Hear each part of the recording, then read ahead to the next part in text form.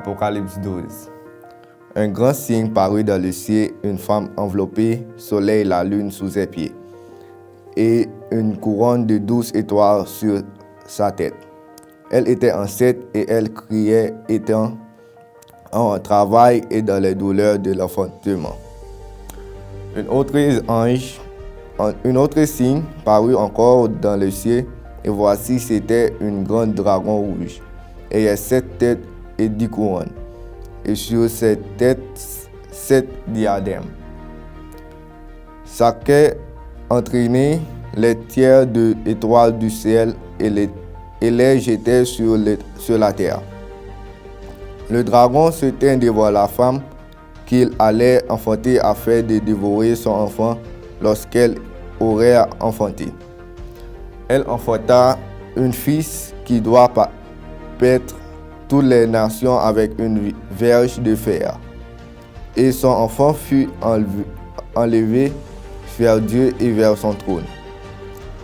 Et la femme s'enfuit dans le désert où elle a fait un lieu préparé par Dieu, afin qu'elle y vît nourrir pendant 1260 jours.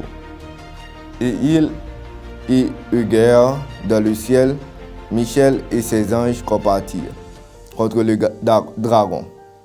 Et le dragon et ses anges combattirent. Mais ils ne furent pas les plus forts, et leur place ne fut plus trouvée dans le ciel.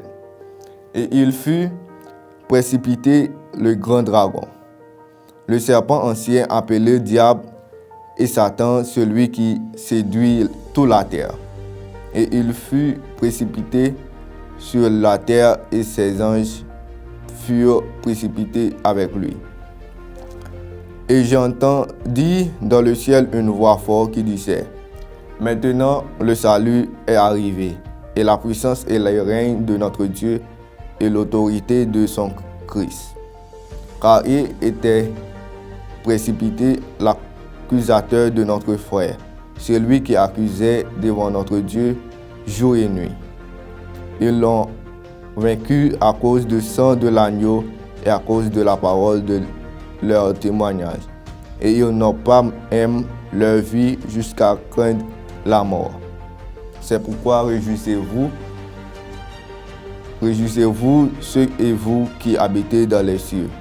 Malheur à la terre et à la mer, car le diable est descendu vers vous animé d'une grande colère, sachant qu'il a peu de temps. Quand le dragon fit qu'il avait suivi la femme qui avait enfanté l'enfant mâle, et les 2 ailes du grand aigle furent données à la femme afin qu'elle s'envolât au désert, vers son lieu et où elle nourrit étant de temps et la moitié du temps loin de la face du serpent. Et de sa bouche, le serpent lança de l'eau comme une fleur derrière la femme, afin de l'entraîner par le fleuve. Et la terre secourut la femme, et la terre ouvrit sa bouche et engloutit la fève que le dragon a fait lancer de sa bouche. Et la dragon fut irrité contre la femme, et il s'en allait faire la guerre au reste de sa prospérité à ceux qui gardaient les commandements de Dieu et qui ont le témoignage de Jésus. Et il se tint sur le sable de la mer. Amen.